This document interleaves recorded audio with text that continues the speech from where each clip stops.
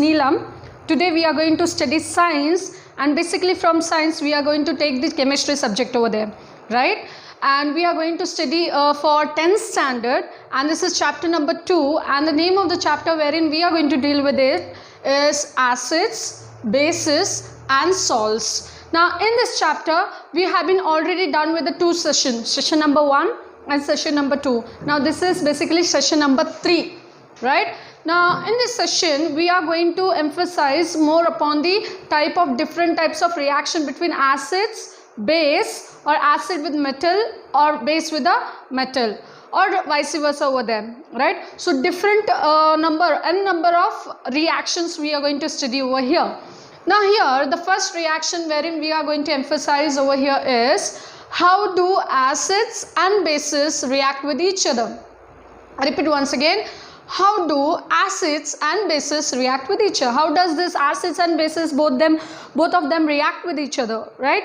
So when acids and bases will react with each other, there is a certain reaction, right? Wherein acid, when it react with a base, it will form salt and water. I repeat once again, when acid and base, when both of them react with each other, then the main product formed over there is salt and the water. And this type of a reaction is basically called as neutralization reaction. This type of reaction is called as neutralization reaction. I'll write down here the spelling. Neutralization reaction. Neutralization reaction. So if anybody asks you what is neutralization reaction? Neutralization is a reaction in which acid will react with a base to form salt and water. Right, so let's understand this reaction, the common reaction which general reaction I had written on the board, and let's take the example for this. By taking one example, then you will understand in more detail over here. Now acids, now whichever acid you take, now suppose I'll take HCl.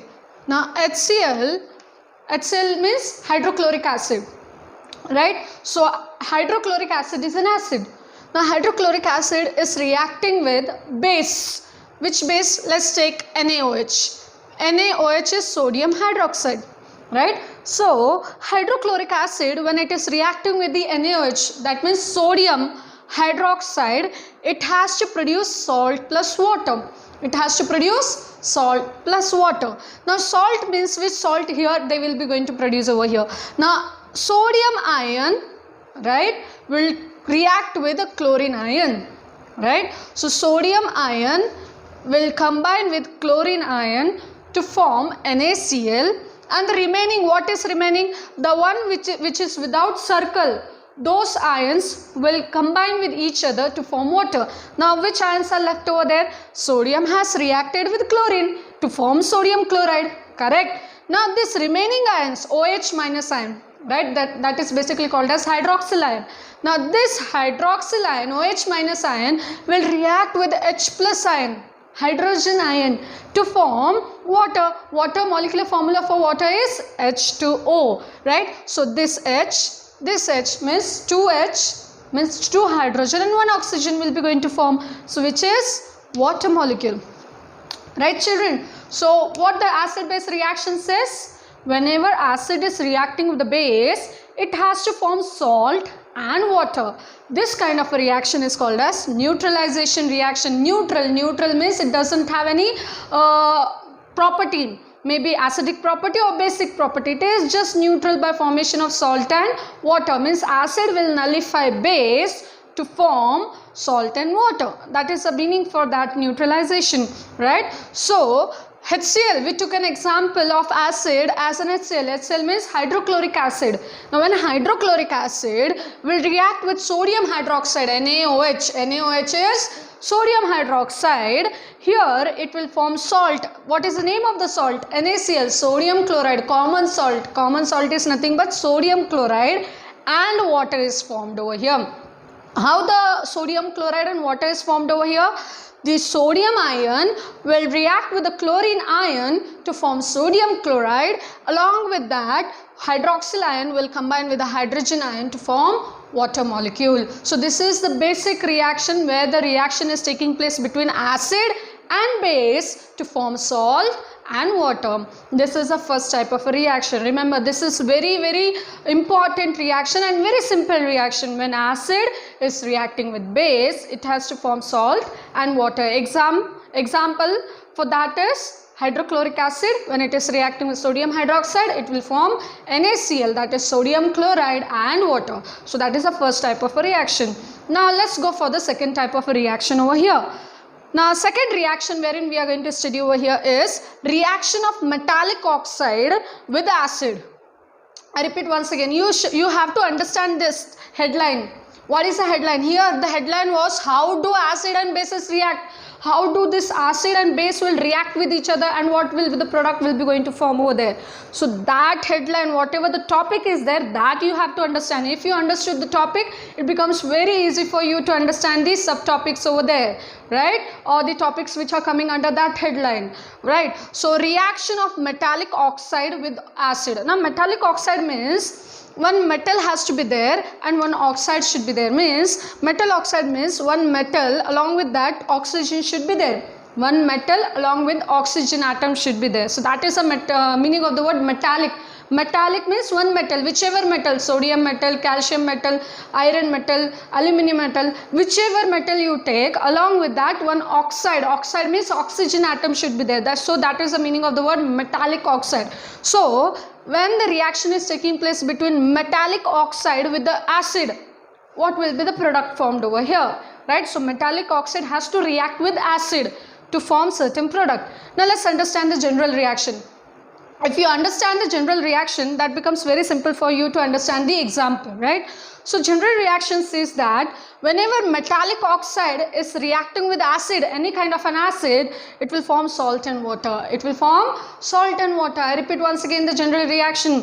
Whenever metallic oxide is reacting with acid, it has to form salt and water. So understood the general reaction. Now we'll take one example for this metallic oxide when it is reacting with acid. Now if I take the metallic oxide, let's take the metallic oxide. Now copper. Copper is a metal. Copper is symbolized with the alphabet Cu, right? So let's take an example of metal copper. Now metal oxide, copper oxide. So metal I took copper and one oxygen. So this become metal oxide, means copper oxide, right? So whenever metal oxide has to react with what? Acid. Now which acid we'll consider? We'll take an acid HCl again. Hydrochloric acid, right? So when cupric oxide, when this is also considered to be cupric oxide, right? So when cupric oxide is reacting with acid called as hydrochloric acid, it has to form what? It has to form salt and water. It has to form salt and water. Now which kind of a salt here it will be going to get formed?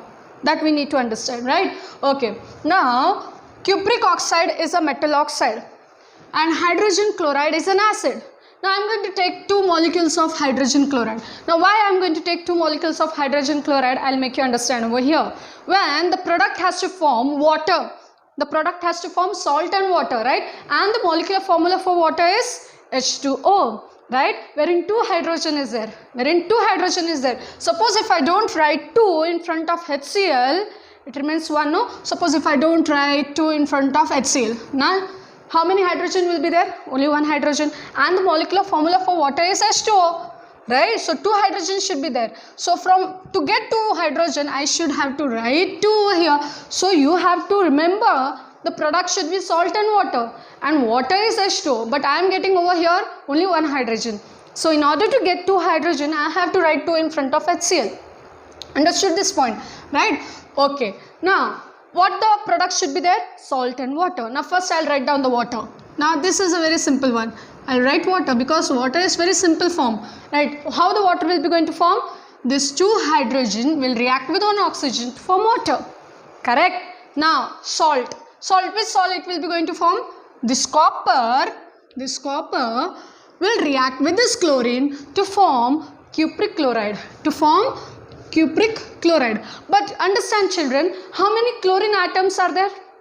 2 chlorine atoms, no? If I write 2 in front of HCl, that means 2 hydrogen atom and 2 chlorine molecule, 2 chlorine atom, right? So if 2 hydrogen and 2 chlorides are there and 2 I had utilized already for water molecule, and this remaining 2 has to be used for this 2 chlorine, right? So I'm going to write 2 as a subscript for Cl over there.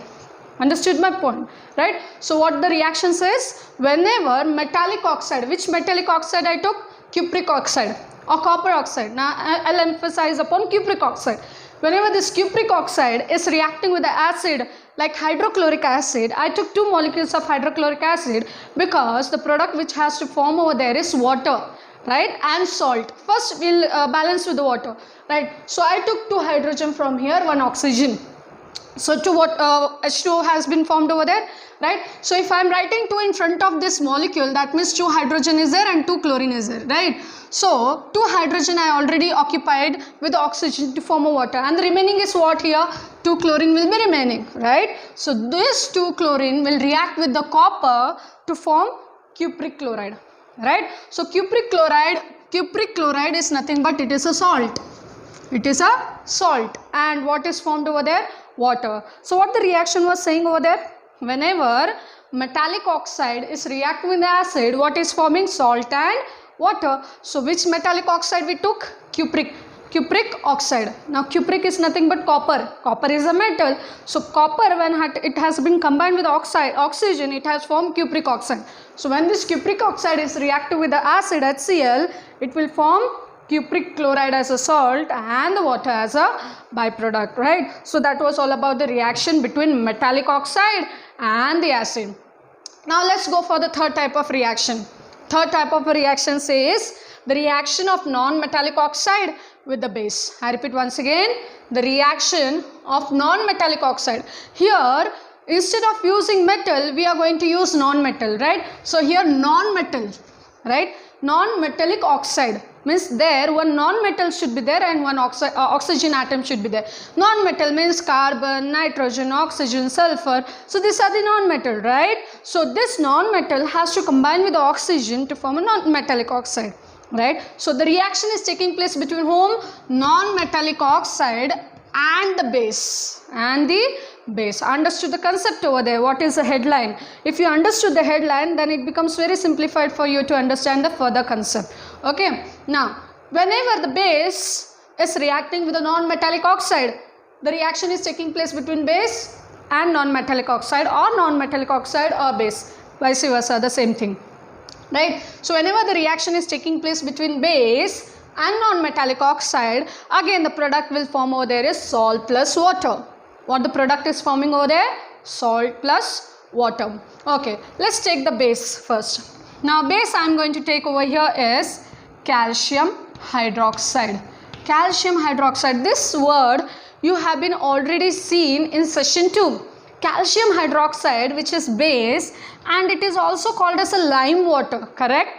It was also called as a lime water, and this type of a reaction you have been already studied in the activity, right? So lime water, in that you was passing carbon dioxide gas, right?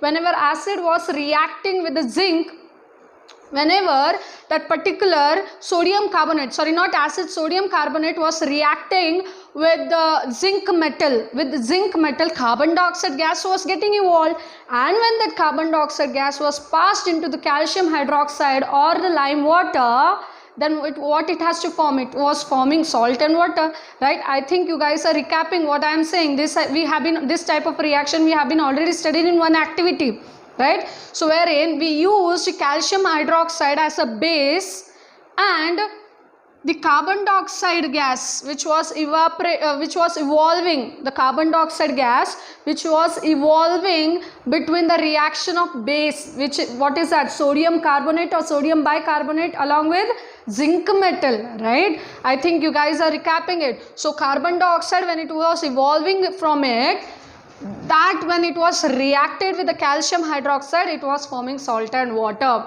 Now which is non-metal over here? Carbon dioxide gas. Non-metallic oxide, which is non-metallic oxide? Carbon dioxide. Carbon is considered to be non-metal, and this is oxide, right? So non-metallic oxide is carbon dioxide gas. Now this carbon dioxide gas they are utilizing in the form of a non-metallic oxide. Carbon is non-metal, this is oxide, oxygen, right? So whenever the base is reacting with a non-metallic oxide, Again, the salt and the water it has to form. Now, which salt it will form? Which salt it will form? Again, first thing first, we will balance with by writing water molecule over here. First thing, we will write down water molecule for safer side. Then it becomes very simplified to write down the salt, the formation of salt. Now, this reactions, now you can play a game with it, but you need to understand what it is all about, right? First, I had removed the water molecule. How should I remove the water molecule from here? Now, H2. Now, if I write subscript, now this is like this, OH2, right? If I write 2 as a subscript for oxygen and hydrogen, that means this has been used for two oxygen is there and 2 hydrogen is there. Understand this concept, children. If you do not understood this concept, you are not able to write the reaction over there, even in the PU level also, right? So, if you are writing as a subscript, this 2 is utilized for this oxygen also and hydrogen also.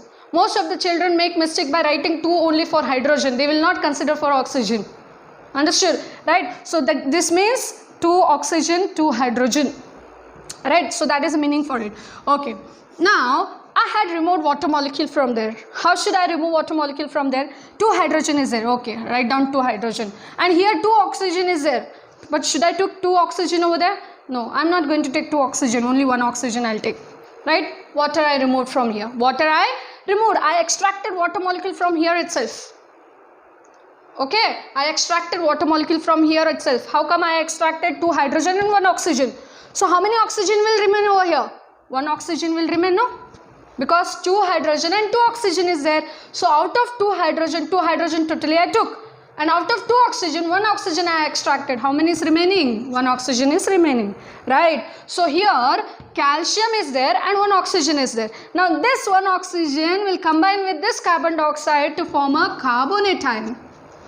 Right. So this is calcium carbonate. What it is? Calcium carbonate. How calcium carbonate is forming?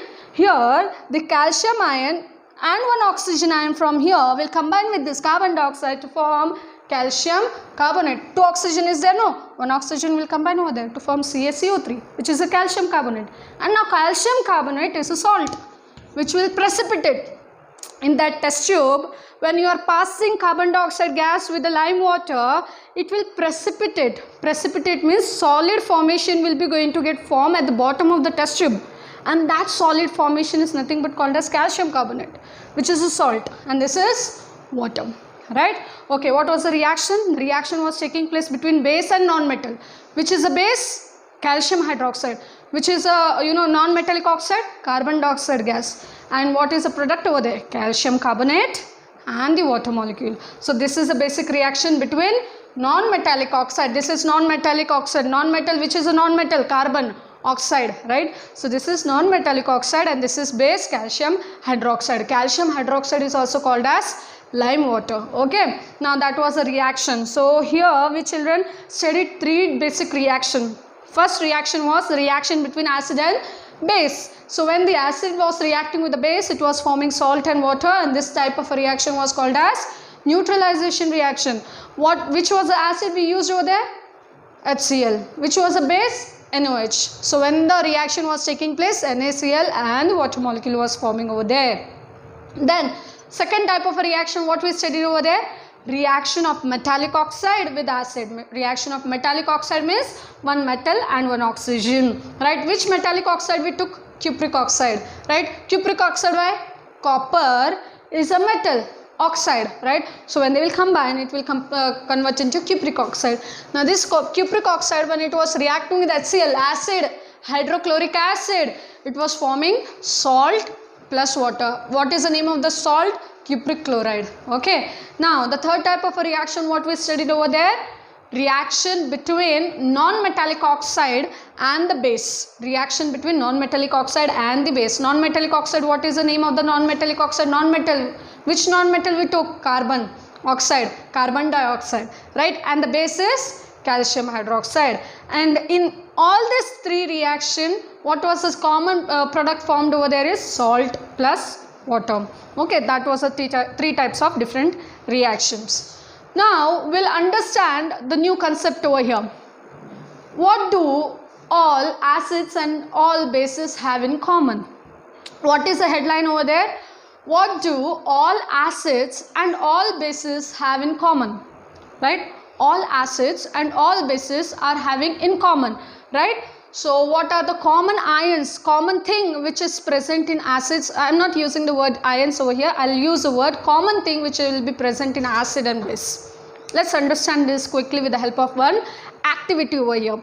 Now in this activity, we have took one beaker, right? One beaker, glass shaped beaker, and inside this beaker, one acidic solution has been poured, and inside that one rubber cork, a solid rubber cork has been inserted into it or kept at the bottom of the beaker. Now since it is a rubber, it will have two holes. If you see the rubber cork in the lab, it will have two holes. Above that two holes, two nails has been inserted or plugged into it, right? Two nails, right? So two nails has been plugged into the rubber cork, and this rubber cork along with the nail, it has been fixed or kept inside the dilute hydrochloric acid, right? Within the dilute hydrochloric acid, this assembly has been kept. Now these two nails, the upper top of the nails has been connected to the battery,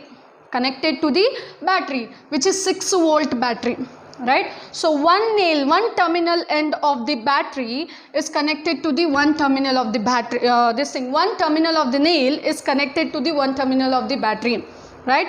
The another terminal of the nail, terminal means end part. The another end of the nail is connected to the second terminal of the battery. Now this has been connected via switch and the bulb, right? So suppose I'll consider this first nail, this is a second nail. Now first nail end is connected to the one end of the battery. The second nail end is connected to the second end of the battery via switch and the bulb. Bulb is very, very important over there, and as well as battery should be also there over there, right? So this is the assembly. What does the assembly consist of? A beaker with the hydrochloric acid, and inside that hydrochloric acid, which hydrochloric acid it is? Diluted form, dilute hydrochloric acid, and inside that one rubber cork with the fixed nail upon its top. Two holes will be there. On that two holes, two nails will be plugged into it, right? So the one nail's end is connected to the one terminal of the battery, another nail's end is connected to the another terminal of the battery. This is the first terminal, this is the second terminal of the battery via switch and bulb, right? So this is the assembly. Now what we are going to study over here? We are going to study certain common thing which is present in both acid and base. What is that common thing which is present in this acid and base? Now what acid we used? Dilute hydrochloric acid, right? So this is an acid, hydrochloric acid is an acid. Now nail is made up of iron, right? It is an iron. So this, whenever the electrons, now when it is connected to the battery, right? When it is connected to the battery, why we are connected certain thing, wire or metal to the battery? Now iron is a metal, right? And these are the wires. What is this? These lines are nothing but these are the wires. Now when the metal is connected with the wire and to the battery, now battery, whenever it is giving electrons, right? In your home you have copper wire, right? So that copper wire is nothing but it is a medium wherein the electrons or the electricity is flowing from your main switchboard to the source. The source may be anything, light source, fan source, anything. Understanding? So from switchboard to the light or the fan, the electron has to flow, and the medium between them is a copper wire, right? Similarly, if the electron is flowing from this battery, now suppose from here one end the electron is flowing. Electron means the electricity. Whenever these electrons are flowing, right, the medium should be there, right? And it should be basically metal. Now here, which is the medium? Iron, right? So iron is a medium. So through this, the electrons will flow into the iron, and when it comes in contact with the dilute hydrochloric acid, right? So what this hydrochloric acid will do? Hydrochloric acid will split into ions. How come it will split into ions? H plus and Cl minus. So this hydrochloric acid, it's splitted into ions. Now this is a molecule, right? Molecule in turns are having atoms. You have been already studied in your 6th standard also. This hydrochloric acid is a molecule. Now that molecule is made up of an atom. Now atom, when it split into two components, they will be split into two ions, right? First ion is cation. If positively charged ion is there, that is considered to be cation. If negatively charged ion is there, that is considered to be anion. Now here cation and anion is formed. H plus ion and Cl minus ion has been splitted from the HCl. These ions are very much responsible. Now H plus ion and Cl minus ion will be there into that bigger, right? So whatever the electrons are coming in contact with the iron, these electrons will be carried by these ions, right? These electrons will be carried by the ions, and these ions will take that electron towards the second nail. From second nail, it will give out this electron to the metallic wire, and thereby the bulb will glow. Right? The bulb is glowing whenever you are connecting bulb with the battery, and then the two ends are connected to the two irons, right? And you are putting certain acidic solution over there. That acidic solution becomes a carrier of electron from one nail to the another, and thereby the closed circuit diagram is formed. Closed circuit is formed. Now if suppose here one nail is there, no other carriers are there, the medium is not there, nothing, dilute hydrochloric acid is there, not there, anything is not there, nothing, solution is there, only two iron nails are there and two wires are there. Does the bulb will glow over there? It won't glow. Understanding my point? Why it won't glow over there? Because here the liquid medium they had put into that liquid medium is considered to be electrolyte, right? And this you will study in your higher standard also.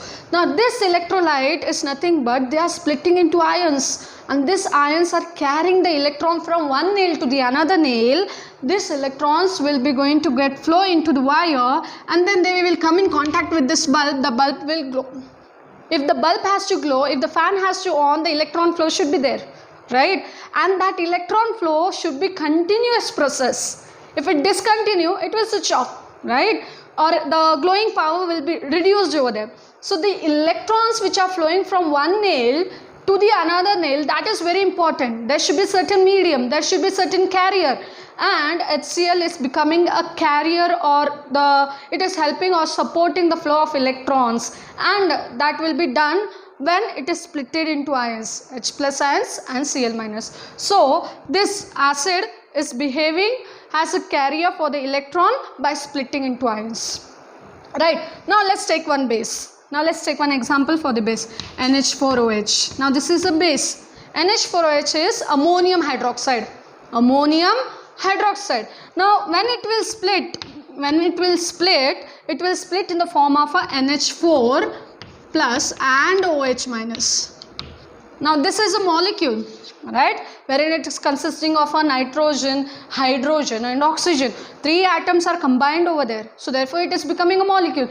This molecule has to convert into the ions in order to flow or help the electrons to flow into it, right? So now when it is going to get converted into ions, it will split in such a way that NH4 will convert into NH4 plus, a cation, positively charged ion is called as cation, and second one is OH minus. OH minus is nothing but anion. So this is a base. This is a base. Hydrochloric acid is an acid. HCl is an acid. Whereas NH4OH, ammonium hydroxide, is a base. Weak base it is, right? So whenever this base is used over there, that time the most common thing is ion. So whether you are taking acid, whether you are taking base, the most common thing over there is the ion formation. If ion formation is there, then in there itself they are able to carry the electron into that solution. Understanding my point? So this is nothing but what is a common thing in between them. Between the acid and base, the most important common thing is that they can produce the ions. Right? So these are considered to be electrolyte. These are considered to be electrolyte, wherein they are helping out for the conduction of electrons into it. So whether it is acid or base, by ionization process they are converted into ions and they are helping out for the conduction of electrolyte. Now suppose if in place of this acid and base, let's take the another solution called as glucose.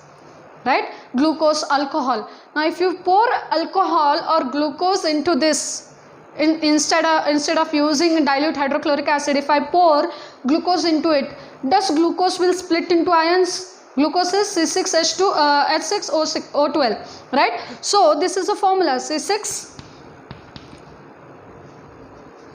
Okay, let's take glucose and the alcohol.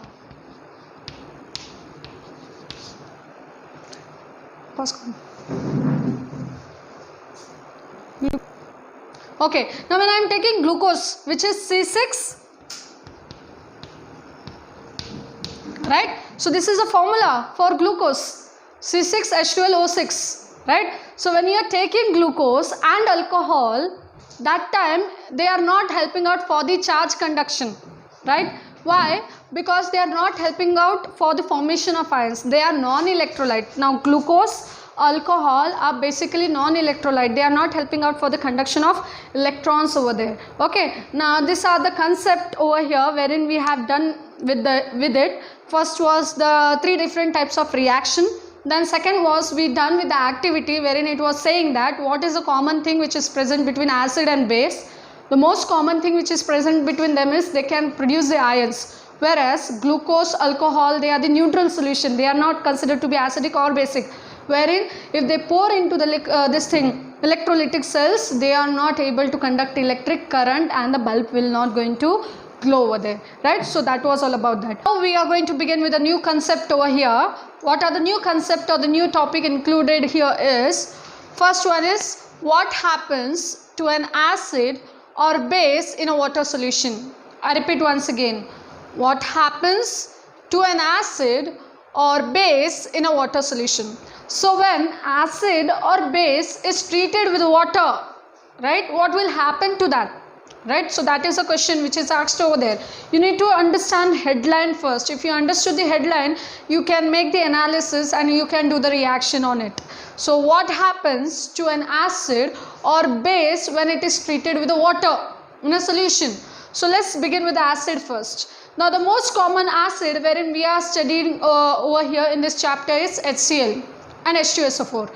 Rather than these two acids, we are not utilizing any other acids. HCl is hydrochloric acid, H2SO4 is sulfuric acid, right? Now we are going to use an acid which is HCl, right? So acid, HCl, hydrochloric acid. So when an acid, hydrochloric acid is treated with water, what will happen to it? Let's understand this, right? When an acid which is HCl is treated with water, what will happen to it? Here the proton which is there, the hydrogen ion, instead I will use the hydrogen ion. The hydrogen ion from the HCl, it will migrate and get combined to H2O.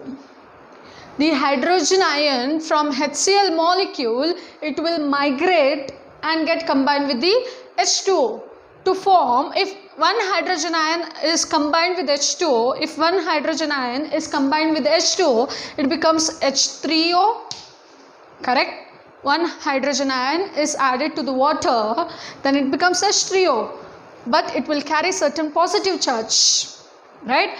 And this chlorine ion is set free. The chlorine ion is set free. So I repeat once again, the hydrogen ion from HCl is migrate and get combined with H2O to form H3O, right? And what is set free is Cl minus. So H3O is nothing but called as hydronium ion. What it is called as? Hydronium ion. Hydronium. So H3O is basically called as hydronium ion, right? So what will happen when the HCl acid is just merged into the water? That time the hydrogen ion from the acid particularly will go and get combined with the H2O molecule to form hydronium ion, right, which is a cation, and the Cl minus ion will be set free. Understood the point? Now in water, what will happen if any hydrogen ion, means if any other let's take H2SO4. Let's take H2SO4 or any other HNO3. HNO3 is nothing but nitric acid. If these two acids are poured into the water, what will happen? The hydrogen ion which is there into the water, it will not remain in freely. It will not exist freely. Instead, it will always try to combine with the water molecule to form hydronium ion. So whenever H plus ion is there from the acid, particularly it is poured into the water, it will not exist in the free state. Instead, this proton or hydrogen ion will try to combine with the water molecule to form hydronium ion. Right? So this is a basic reaction. When acid is treated with the water, it will form hydronium ion, and along with that Cl minus ion will be set free. And in another word, if any H plus ion is there, that is not going to exist freely. Instead, this H plus ion will try to combine with the water molecule into that solution to form hydronium ion. Right? So that was all about the acid when it was treated with the water. Now let's talk about the base. Right? Now let's take an example of base like NaOH. NaOH is a base, and the name for NaOH is sodium hydroxide. Sodium hydroxide. So this is a base, and if I am taking this sodium hydroxide in the solid form, so when I am just treating this with water, what will happen? When I add salt into the water, what will it happen? It will convert into the salt will start dissolving into the water. Instead, I'll use that word, right? The salt will start dissolving into the water to form that particular solution. Right? So NaOH I am taking in the solid form. I am mentioning here state of matter over here. Understand this. So NaOH, which is a sodium hydroxide, which is there in the solid form, when it is dissolved in the water, it will going to get separate into the ions. How it will be going to get separate into the ions? The Na plus ion will be going to get set free from OH minus ion. I repeat once again, the Na will be going to get separated from OH. The Na, which is a sodium, is going to get separated from OH, right, to form Na plus and OH minus. So these are the ions which are formed when it is immersed into the water. Right? So I repeat once again, NaOH, which is a base, sodium hydroxide. So sodium hydroxide, when I am taking in the solid form, right, so when it is dissolved in the water, it will be going to get separated, splitted into an ions called as sodium ion and OH minus ion. Right? So that was all about the base when it was treated with the water. Similarly, if I want to take the another base, let's take another base, KOH. KOH is nothing but called as potassium hydroxide. KOH is potassium hydroxide. Now similarly, the potassium hydroxide I am taking in the solid form. Right? So when I am just immersing or putting that potassium hydroxide into the water, right, this solid form will be going to get dissolved into the water.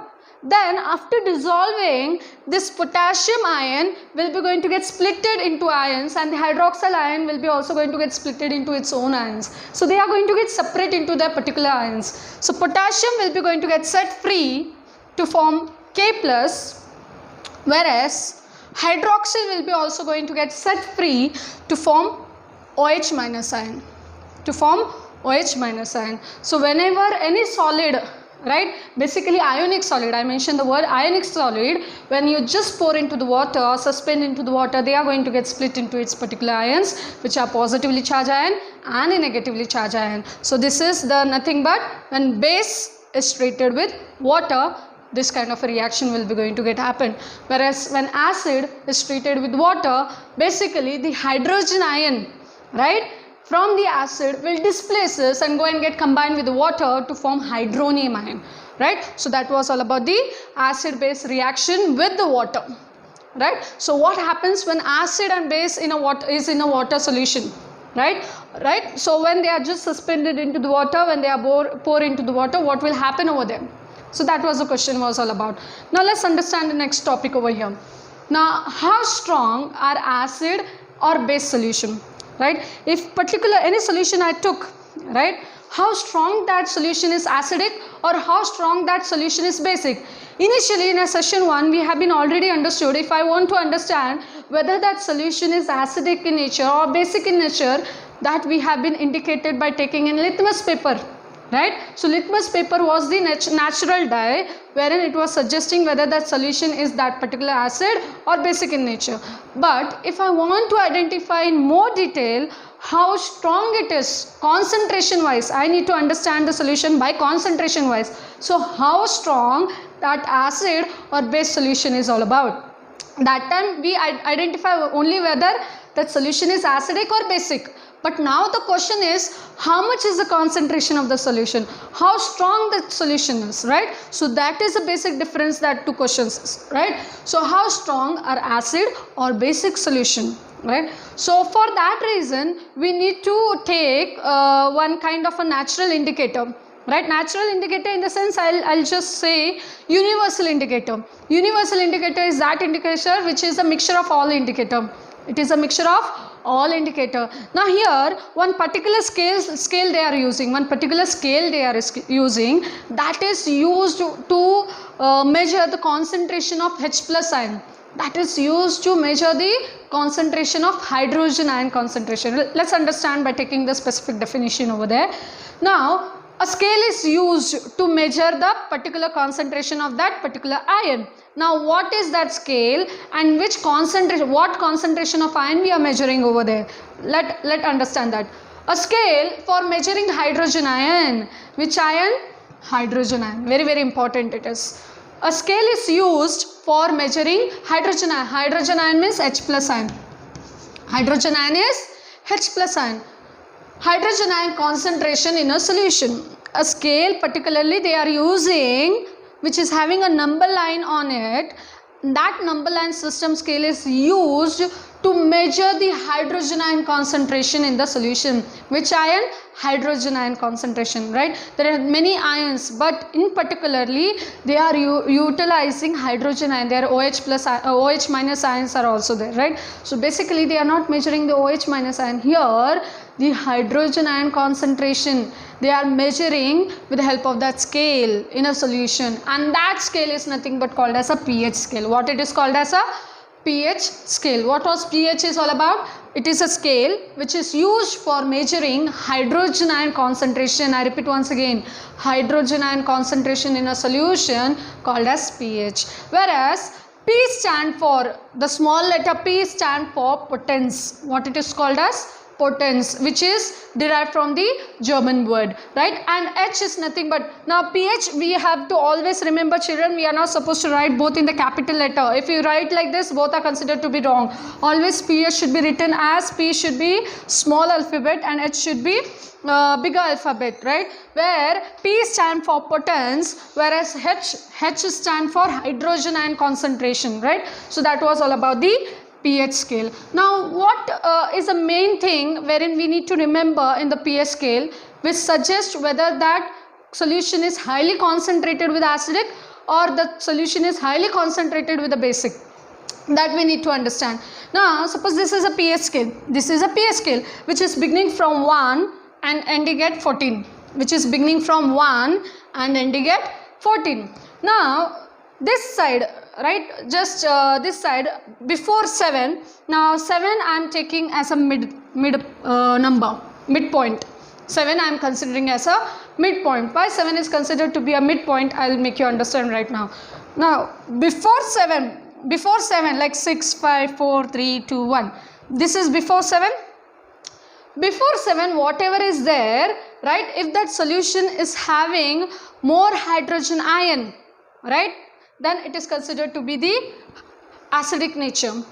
Before 7 means what? Acidic nature will increases, right? If any solution is given to you and the pH scale is given to you, right?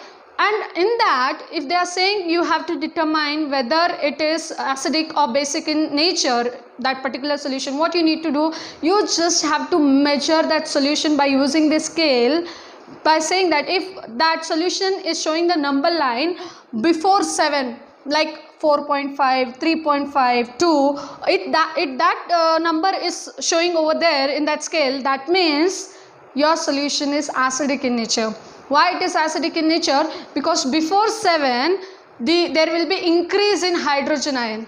There will be increase in, if increase in hydrogen ion concentration is there, means it is acidic in nature. Understood my point? So before 7, whatever the number will come, that will be considered to be acidic solution. That will be considered to be acidic solution. Now after 7, this one, after 7 means 8, 9, 10, 11, 12, 13, 14, after 7. If this number system is coming in that particular solution, like now if I give one solution to you, right, and I am saying you to measure whether this basic, whether you have to identify whether it is basic or acidic solution, and with the help of a pH only I am saying, I am not saying you to identify with the help of a litmus paper.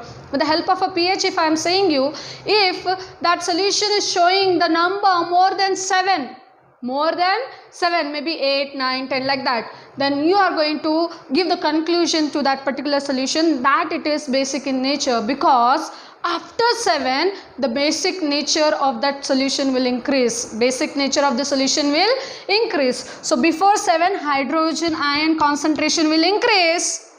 After 7 hydrogen ion concentration will decrease, right? Hydrogen ion means what? Hydrogen, from where you are getting the hydrogen ion? From acid or base? Hydrogen ion you are just getting from the acidic acid. Keep in mind, because H2SO4, HNO3, HCl, so these are nothing but the proton or hydrogen ion oriented molecules, right? So if H plus ion increases in your solution, that means it is acidic in nature. If H plus ion decreases in your solution, that means that solution is basic in nature. If H plus ion decreases, then who will increase over there? OH minus ion. OH minus ion means what? It is basic ion. It is basic ion. H plus is acidic ion. Understood my point here? So once again I will repeat here. If the number line is showing less than 7, if the number line is less than 7, then it is considered to be acidic in nature. Means the acidic nature of that particular solution increases before 7. Understood? Whereas after 7, the basic nature of that particular solution will increases. Here acidic, there basic. Whereas 7 is considered to be neutral. If that solution is showing 7 as the number for that particular solution, then that solution is considered, that pH is considered to be neutral.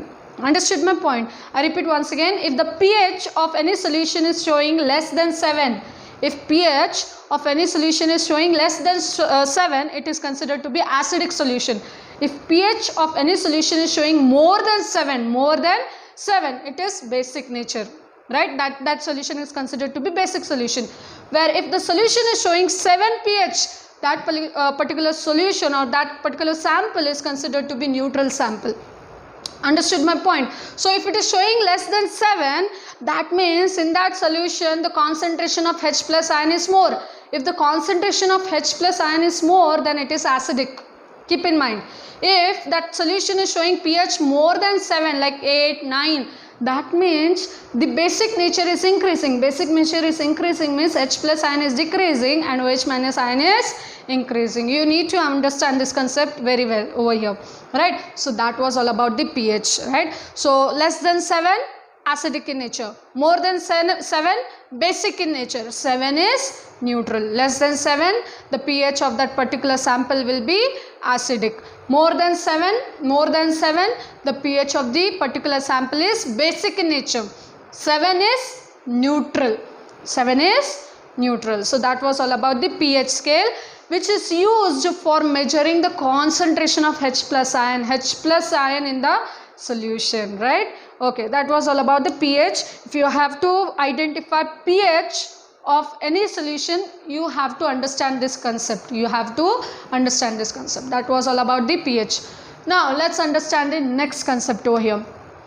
The next concept is importance of pH in everyday life. Now what is the basic significance of pH in everyday life? Why we are utilizing this pH in everyday life? Right? What is the basic important fundamental property of using pH in everyday life? Right? So first one is plants and animals pH sensitive. Plants and animals, whichever they are very much sensitive to pH. For example, human being human being is very much particularly sensitive to pH. The human body should have the pH around 7 to 7.8. 7 to 7.8. If I am saying 7 to 7.8 means the pH of the human body should be in the neutral range. It should not be in the acidic range. It should not be in the basic range. It should be neutral. Right? It's very much sensitive with the human body. Human body should have a pH of around in neutral range only, that is between 7 to 7.8. Understanding my point? Whereas now when rainwater is coming down and it's getting mixing with the river water. Now rainwater, when it is getting converted into acidic rain, acid rain, are you aware of the word acid rain? Acid rain is nothing but the rain which is having the acidic molecule into it. Acidic molecule which are there in the atmosphere like HCl gas, H2SO4 gas. So this acidic molecule, when they will come in contact with the water, they will be going to get converted into acid rain. Now acid rain basically have a pH less than 5, right? Maybe between 5 to 5.6 also, right? But in the range of 5 only it is there. 5 to 5.6 is the pH of acidic rain. Now such acid rain, when it falls on the ground and when it gets mixed with the river water, what will happen? Then when it gets mixed with the river water is having neutral pH, right? River water is neutral pH. When acid rain comes and just mix with the water, river water will be also getting slightly converted into acidic, right? Acidic solution. So then that time there will be increase in concentration of H plus ion in the river water, right? So the aquatic life which are there into that river water, they will encounter that acidic molecules which are there in the river, and they will be going to get harmful effect out of that acid rain which is getting mixed with the river water. So that is one disadvantage of acidic rainwater into the river water. So plants and animal lives, they are very, very sensitive to the pH. For example, human body, I said human body should have a normal pH of around 7 to 7.8. That means in the neutral range. Whereas the rainwater, when it is coming down, when it is converted into acid rain has a pH of 5 to 5.6, means less than 7. Less than 7 is nothing but acid.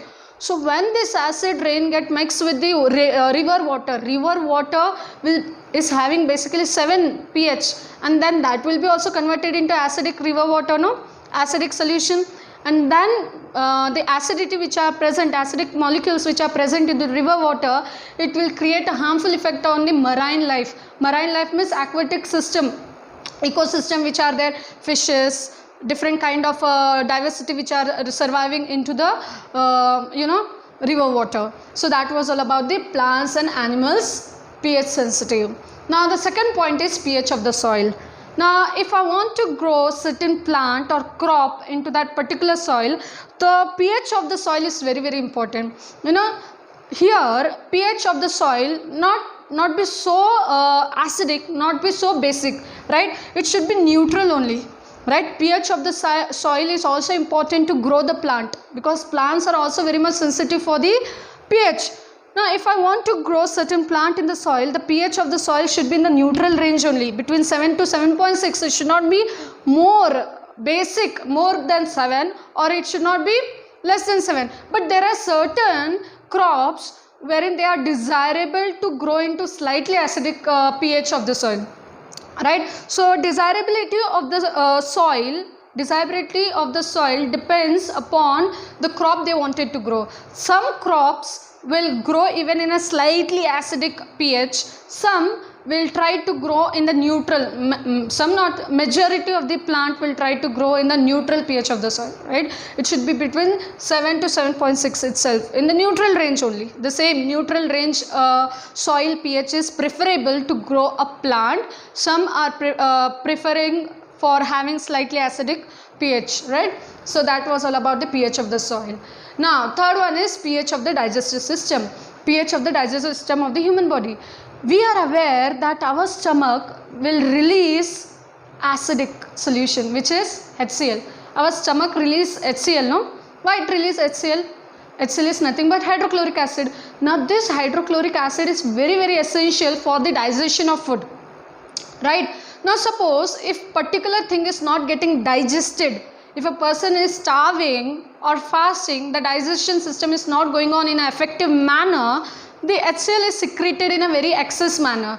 Now if that excess manner HCl which is secreted, that will lead to the problem of acidity into the stomach, or they will have pain, irritations into the stomach region. Major of the people will say they have the stomach ache, right?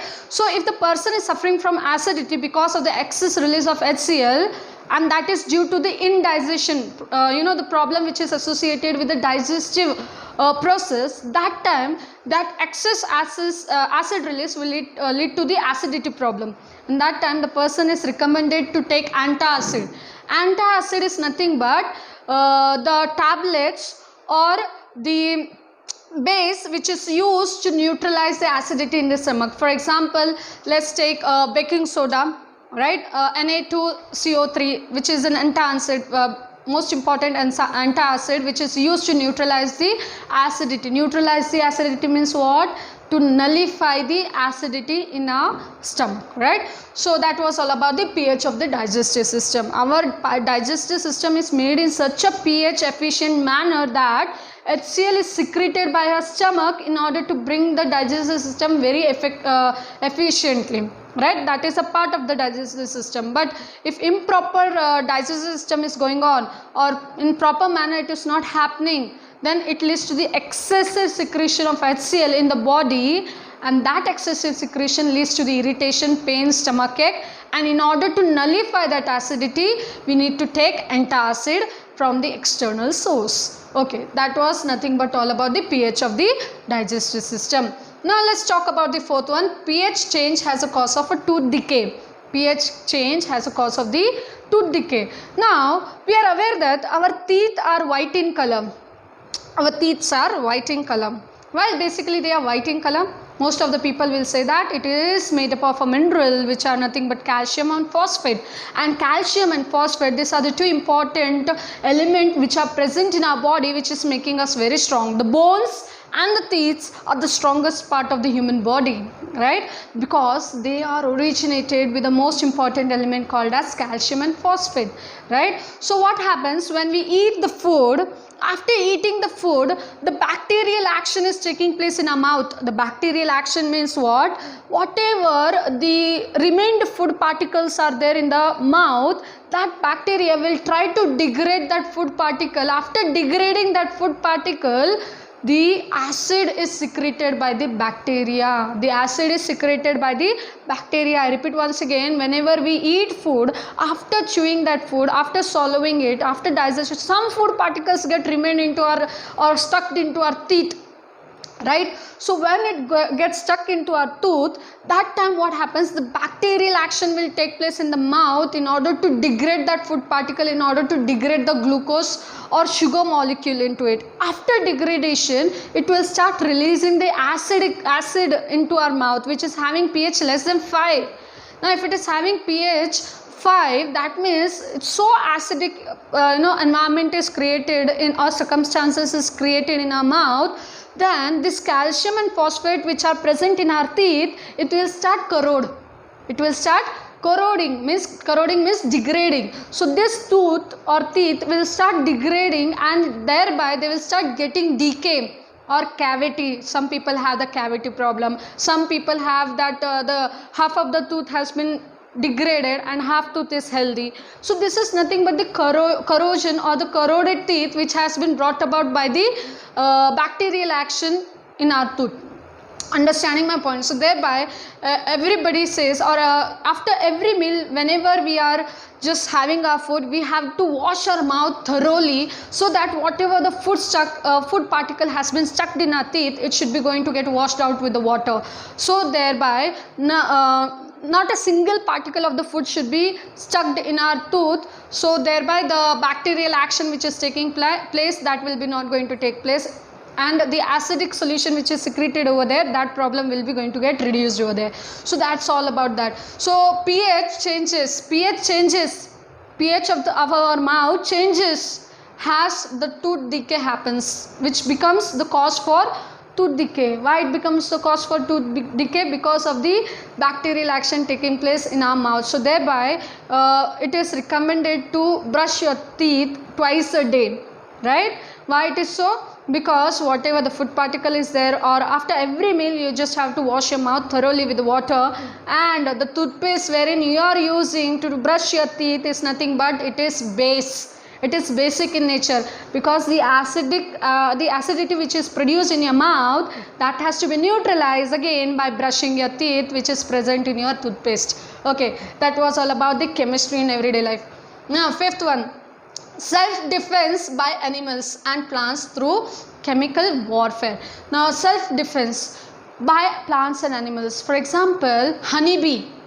Whenever honeybee will come and stung you means when it comes and bite you, it has a big sting, right? So when that sting penetrate into your skin, it will release the acidity in your body, some acid part in your body, and that time you will have the irritation, swellingness, reddishness in that part of the skin, right? And you will have that pain, slight pain also in that part. So what is that happening? So honeybee is having certain chemical which is acidic in nature, right, which is helpful for them to self-defense. Self-defense means that is one kind of a weapon for them, has a chemical, so in order to protect them from different enemies or different things. So honeybee is all about that. So there is a one plant called as a nettle. Now nettle leaf, they have a very tiny hairs. They have a very tiny hairs on their surface. So when the tiny hair gets stuck to your finger or any skin, what will happen? The tiny hair will start releasing. Nettle is a name of the leaf. Name of the leaf which has a very tiny hair, cilia, tiny hair. So when it just penetrate your skin, what will happen? The nettle hair will try to pass methanoic acid. The name of the acid which is released by the nettle is methanoic acid. When it just goes inside your blood, you will just have the irritation, pain, reddishness in that part. So nothing but plant, what they are doing, they are having certain self-defense as a chemical, right? So plants and animals will also try to self-defense themselves by having certain chemical secretion, wherein they are acidic in nature. The pH is very sensitive to them because they are creating certain acidic environment in their body, right? So that was all about the importance of pH in everyday life, right? So for what we studied over here, children, we have been studied certain important topic. When first one was when acid was treated with water, what will happen? When base was treated with water, what are the products that we studied over here?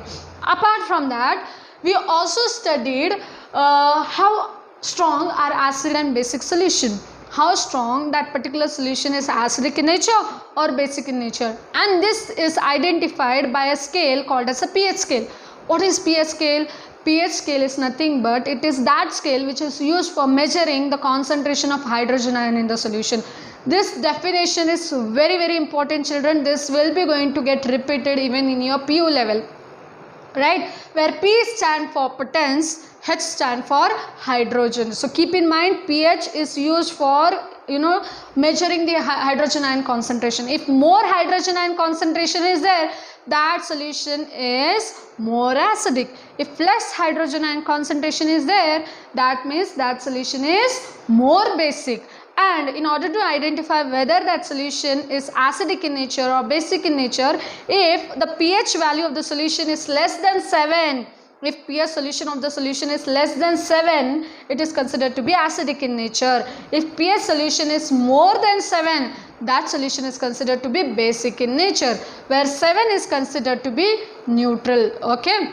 Then apart from that, we studied the importance of pH. In that, we have studied the 5 important points. How plants and animals pH are very sensitive. Second one is how the pH of the soil is very important in order to grow the plants.